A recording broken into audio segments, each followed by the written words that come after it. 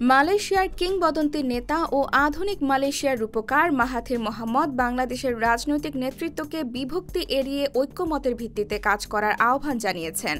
মালয়েশিয়ার সাবেক পররাষ্ট্রমন্ত্রী ও রাজনীতিবিদ তানুশ্রী সৈয়দ হামিদ আলবারের আত্মজীবনীমূলক বই প্রকাশনার অনুষ্ঠানে তিনি একথা বলেন।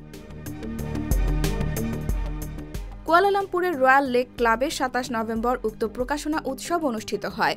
অনুষ্ঠান শেষে প্রেস ব্রিফিংয়ের সময় আন্তর্জাতিক ইসলামিক বিশ্ববিদ্যালয়ের পিএইচডি গবেষক ও বেসরকারি থিঙ্ক ট্যাঙ্ক আইপিজেড-এর নির্বাহী পরিচালক মোহাম্মদ আলাউদ্দিন মাহাথিরের কাছে বাংলাদেশের সাম্প্রতিক ঘটনা প্রবাহ সম্পর্কে জানতে চান।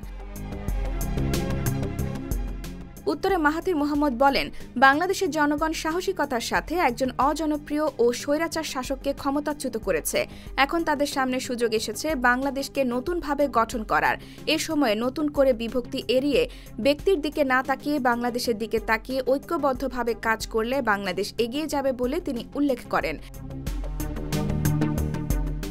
একই সময়ে তানুশ্রী হামিদ আলবার বলেন, বাংলাদেশ দক্ষিণ এশিয়ার একটি গুরুত্বপূর্ণ দেশ। বাংলাদেশের পরিশ্রমী জনগণের প্রচেষ্টায় দেশটি সব দিক থেকেই এগিয়ে যাচ্ছে। সাম্প্রতিক গণ অভ্যুত্থান বাংলাদেশের সামনে বিরল সুযোগ এসেছে পুনর্গঠনের।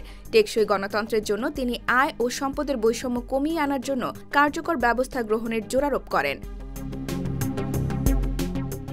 এছাড়া তিনি একই সাথে বহির্বিশ্বে বাংলাদেশের ইমেজ পরিবর্তন করার জন্য কঠোর পরিশ্রম করার আহ্বান জানান। দক্ষিণ পূর্ব এশিয়ার আঞ্চলিক জোট আসিয়ানে বাংলাদেশের জয়েন করার বিষয়েও তিনি তার পূর্ণ সমর্থন ব্যক্ত করেন।